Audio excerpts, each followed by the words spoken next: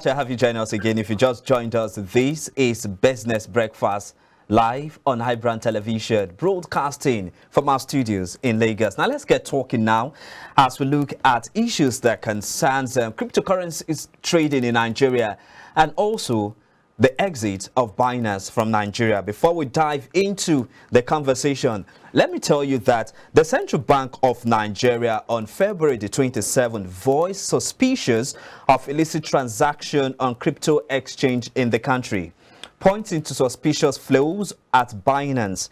This led to the Nigerian House of Representative Committee on Financial Crimes to summon Binance CEO Richard Teng before March 4th for clarification. Adding to the regulatory backdrop, Nigerian Securities and Exchange Commission declared in 2023 that Binance Nigerian operated illegally as it was not registered or regulated by the Commission. However, a reversal in December 2023 saw the Central Bank of Nigeria advising banks to disregard the previous ban on crypto transaction, signaling a dynamic regulatory landscape for the country's crypto industry. Following the regulatory pressure from Nigerian Enforcement Agency, Binance terminated Naira, the Nigerian sovereign fiat currency related to all crypto services, and exited the country. Meanwhile, local currency and cryptocurrency stakeholders have lamented the current ban on Binance Naira operations in Nigeria, stating it will affect the livelihood of many Nigerians and could increase youth unemployment in the country. Joining me now live from Warri Delta State as we take a quick look at this issue and other burning issues in the cryptocurrency market. I'm now being joined virtually by the Chief Executive Officer of Vorem Limited, Dominic Rome. He is a cryptocurrency expert and also a metaverse certified leader. Dominic, good morning. Thank you so much for joining me on the show.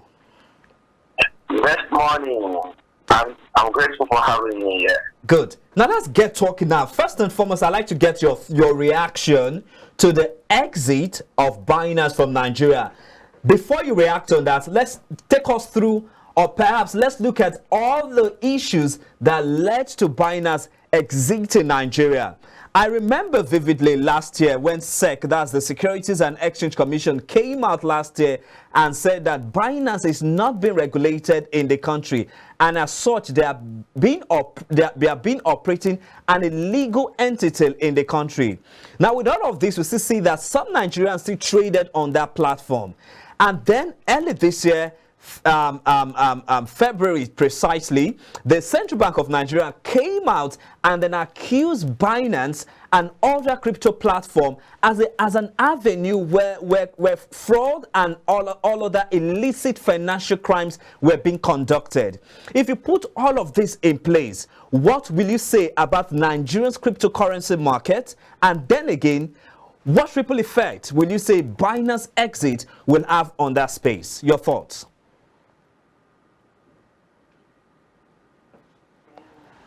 2021, when this particular issue started, especially, in February 2021, there was a circular that was actually done that regulated cryptocurrencies and some of the ways that we could actually trade these different cryptocurrencies here in Nigeria. And, it has had another issue that in February 2024, we're currently having that type again. To be able to see that these cryptocurrencies represent. However, this time it came because we had one of the major players in this space, Binance, having that type of regulatory uncertainty with the Security Exchange Commission. It is a blessing in disguise to the Nigerian cryptocurrency exchangers and the ones that already play in the country, because when you look at it, at the moment, one of their biggest competitors has been taken out of the market, which means that for a company before that was not registered under the Security Exchange Commission, that was operating illegally in the Nigerian financial space, that have moved currencies of over $26 billion in our financial space, and the top taxes to the government where we can maybe say 10% of that goes back to infrastructure. Then it now sees that when this type of big competitor that has this concern is out, local operators of OTC market, cryptocurrency exchanges, they can now also have much more customers coming back to them and have better monopoly of the market too, and be able to make more money through that. To see that they can now bring all of those revenue before that was going through Binance back to the country. So if you look at it from that perspective, it is a blessing. It is a blessing to a lot of Nigerians.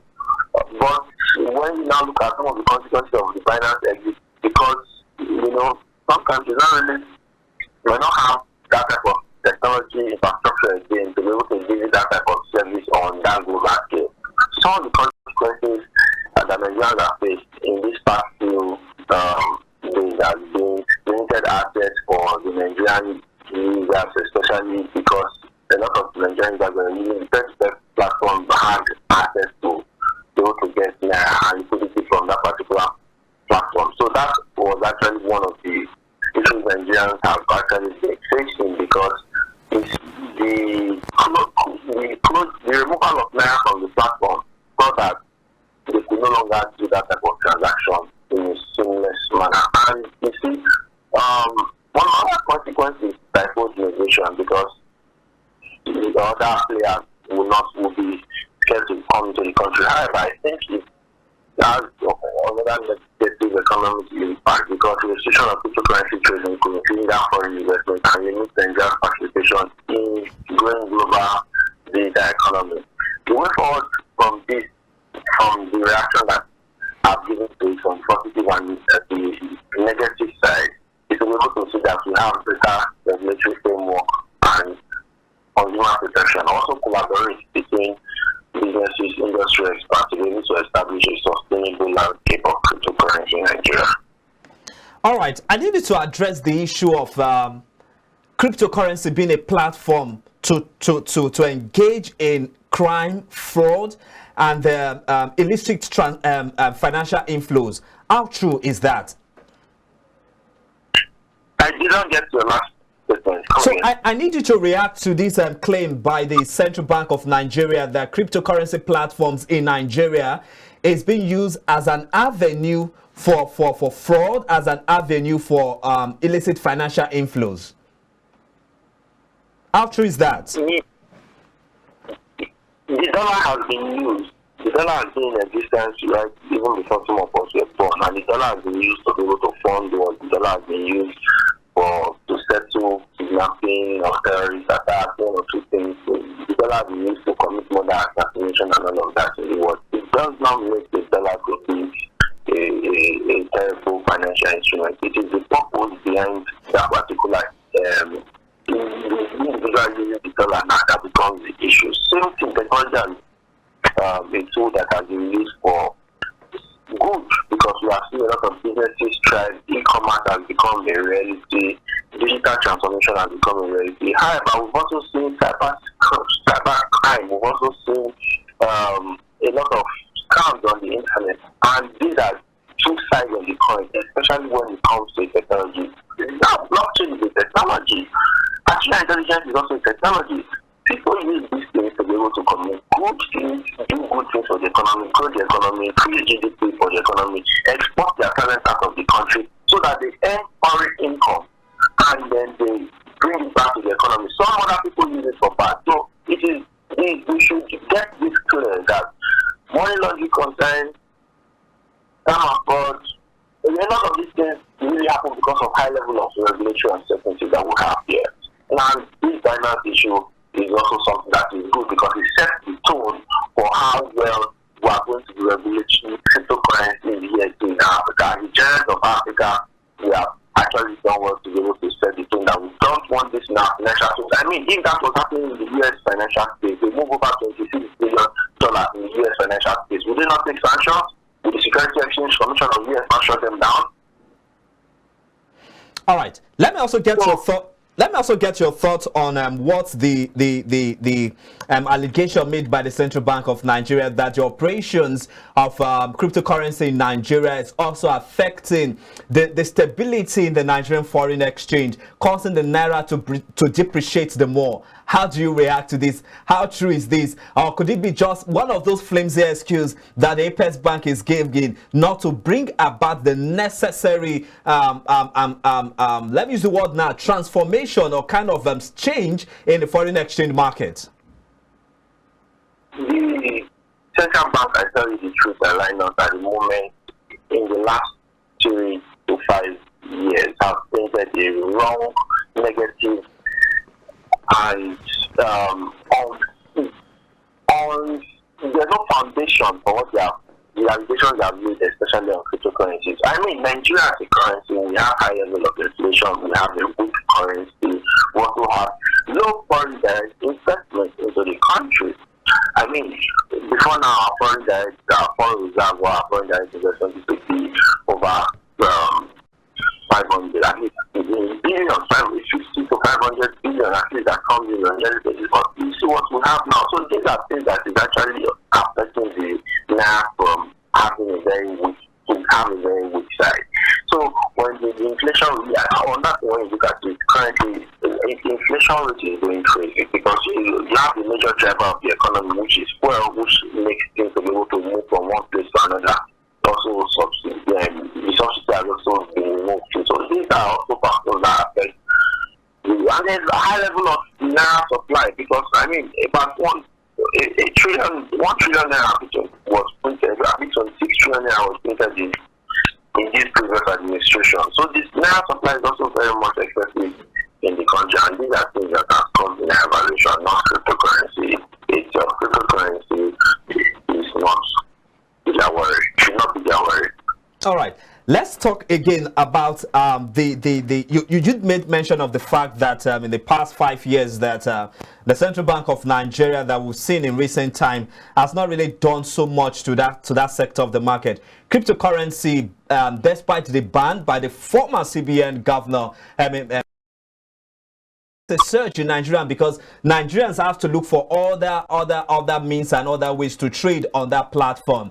Let's look at it from this perspective. When this current CBN governor actually came on board, at a point, he lifted the ban on cryptocurrency trading in the country. And then again, they came out with the circular that ban has not really been fully lifted. What is the clause in cryptocurrency trading in the country that the Apex Bank is not seeing the potential in it to ensure that they bring about the needed regulation for most Nigerian young people to trade with? In my favorite quote, that the Nigerian government is blessed with a population of citizens that is first interested in cryptocurrency before the government wants to even try to make the citizens to be interested, or maybe use awareness method, education method, drive distribution method of cryptocurrency the way maybe a country like El Salvador is doing. Yeah, the country is the one that is pushing cryptocurrency first at the aim of adoption, not the citizens themselves first. So it is a blessing because you now have the manpower, the workforce. Without the government, Nigeria already ranks second in terms of highest volume of cryptocurrency transactions in the world. We are second behind India. So if you are sitting at this level of prominence in the world, then you should now go to your strategy board and be able to provide an environment that we see that things thrive. I mean, today we have Kenya in Africa, one of the digitally savvy ICT nations. That is because they're able to provide an environment for the young people to be able to thrive and invest into such infrastructures. How many research and development centers do we have in that comes out of blockchain, artificial intelligence, Web3 education? Apart from like the one we have, Forum Academy, and a few others that are in the country. How many of them are being funded by the government? Is okay, this institution should 100 million to be able to put this through to the to. So that has been something that they've not done, and the gap that they need to bridge. Because when they do that, it will see that the level of adoption will increase, and the level of innovation and creativity around this technology to be able to fix the inefficiencies around our system, especially with data storage, especially when it comes to transparency and the technology solves, especially when it comes to transfer of value to as the current as the sum. Which will see that we can also create work using things like decentralized finance, using things like investing into the right time of the market. Like you've seen Bitcoin surge from about $15,000 to about $73,000, and countries like El Salvador are already up in profit with over $150 million invested into it. That can actually see that they kickstart their budget for next year from some of those profits. You can see that countries too, like US, although they have the highest level of value restrictions around cryptocurrency, US as a country owns the highest number of cryptocurrencies in the world. They have 200,000 cryptocurrencies. Second behind China that has about 154,000 cryptocurrencies. Michael Saylor, which is the CEO of MicroStrategy in the US, owns about 194,000 bitcoins, and is up in profit by about 21.3 billion. This morning, before this breakfast meeting, Michael Saylor just bought $800 million worth of Bitcoin again, alongside big institutions like BlackRock that also bought $800 million worth of Bitcoin at the current price of $68,000. So it's something that we should also look into. Should we, as going into the new world financial order, is Bitcoin really going to be a store of value? Is there something we must do with our financial system to see that, okay, let's hedge 5% of our portfolio in digital assets that are actually making the world stage at the moment, or maybe 2%, and be able to see how well it performs as we continue to promote on that side and grow that side for our economy. All right, now, so let's talk about the regulations now. What should the SEC, what should the Apex Bank, and what should also the Ministry of Finance be doing to bring about the needed regulation to make cryptocurrency a legitimate trading platform in the country?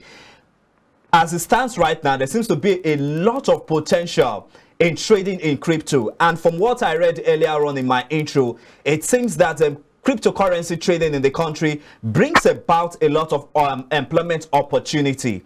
So what should we be doing at this point? Just like you made mention of some other country that have also legalized cryptocurrency trading. What should we be doing to follow that path? Every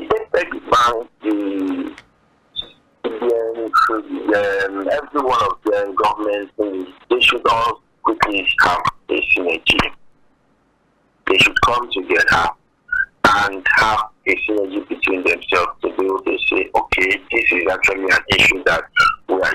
It's like a Nigerian house that is divided against itself. Meanwhile, we can actually send internal memos and communication. Okay, this is an issue that we're actually facing as different distance. How can we solve this? And take a page now. They should take note of this, that they should not make the same mistake that others have made. Why? Because in the words of the wise man says, if you don't have anything in your head, you cannot go ahead. In the past, we've seen the Nigerian government and the Apex Bank they acted out of ignorance and without consulting the right professionals to be able to guide them through this particular process. That's why we had one linear that failed, and then we're now trying to move it to another blockchain, and now we are still failing at giving the best regulatory policies and even growing the cryptocurrency industry here in Nigeria. So they should have that synergy between themselves. Now say we need guidance with people that know it, people that have this thing in their head, experts already, especially the Nigerian professionals like us that already have this type of expertise, because we are patriots and patriotic citizens, and we want to see that we are the first, because people don't do it now to affect our children. What will our sons or your sons say when you ask him 20 years from now that, Daddy, why did you not buy land? Daddy, why did you not buy Bitcoin? Daddy, why did you not buy this article? So it is something that we must now see that the next generation, we can be able to set a proper foundation for them to go through, because this is just the only way. They must seek advice from people that already know how to do it, so that they can be able to progress very, very fast. All right, now, as we try to wrap up this conversation, now, can you give us a comprehensive analysis of the unprecedented surge going on in Bitcoin? We're seeing some decline in Ethereum. We're also seeing an increase, a surge in Alta coin. What would you say concerning this development?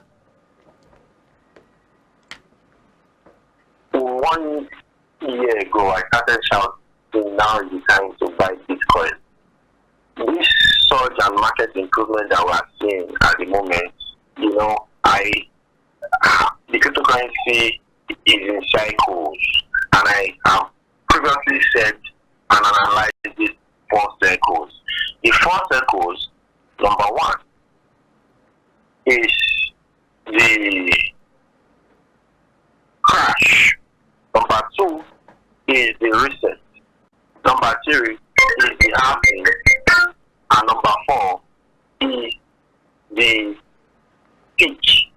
And in these different 4 cycles that I've just made mention of now, right? More positive macroeconomic studies have seen that we are at the current cycle of the halving. That has affected the surge in the market. Growing institutional adoption too, because major financial institutions like Brock have also come in, and that has actually what helped the surge and market improvement.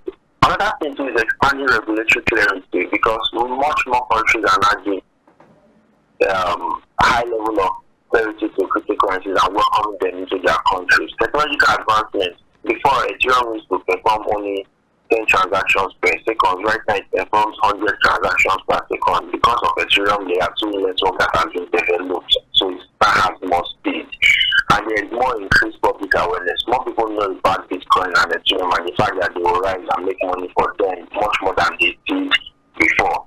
So these are the reasons why the markets have been surging and there has been high level of improvement. Another thing too that I must just make mention of is the fact that this institutional adoption is growing, and major financial institutions are increasingly investing in Bitcoin. I told you today, 800 million went into Bitcoin from BlackRock. $800 million just went into Bitcoin from MicroStrategy. That is $1.6 billion this morning. So this is a major factor too. All right, finally now, what is your outlook of the cryptocurrency market for the year 2024? The outlook is a bull market already, and my prediction is that we get higher from this point, because we are getting to the Bitcoin halving, which will happen in less than 35 days time. And once the Bitcoin halving happens, supply will be, there will be limited supply in the market. There will be supply shock in the market, and because of that supply shock that is in the market, the price of cryptocurrencies will definitely surge. 1 year ago, like I said, that I've been saying this thing, it was at $15,000. At the moment, Cathy Wood, the CEO of ARK Investments, right, he said in one of their recent reports this year that Bitcoin is over $450 trillion in circulation around the world, and if just 19.1% of that money that is currently in gold moves into Bitcoin, you can quickly see Bitcoin and the outlook of the market to be at $2.3 million, which means that if this happens, that more money is given the traditional financial institution to the digital institution, the outlook of the market will continue to be extremely bullish for cryptocurrency. But ensure that in 2025, during my birthday, June, you are taking your profits. because we are going to see a downtrend in the market. That's when the cycle of the crash will start. Now enjoy the cycle of the halving and the cycle of the peak, which will be next year, 2025. By June, I said again, which is the prophetic month of my birthday, start getting out of the market. All right, we'll leave it at that. I'd like to say a big thank you to you, Chief Executive Officer, Vorem Limited, Dominic Rume, who is also a Metaverse certified analyst. Thank you so much for your time with me on the show. Have for yourself a wonderful weekend, and looking forward to see you again in our studios. I'm extremely grateful for having me. All right. Bye. We'll take a short break now, and when we return, we'll continue with the second conversation. Please stay with us.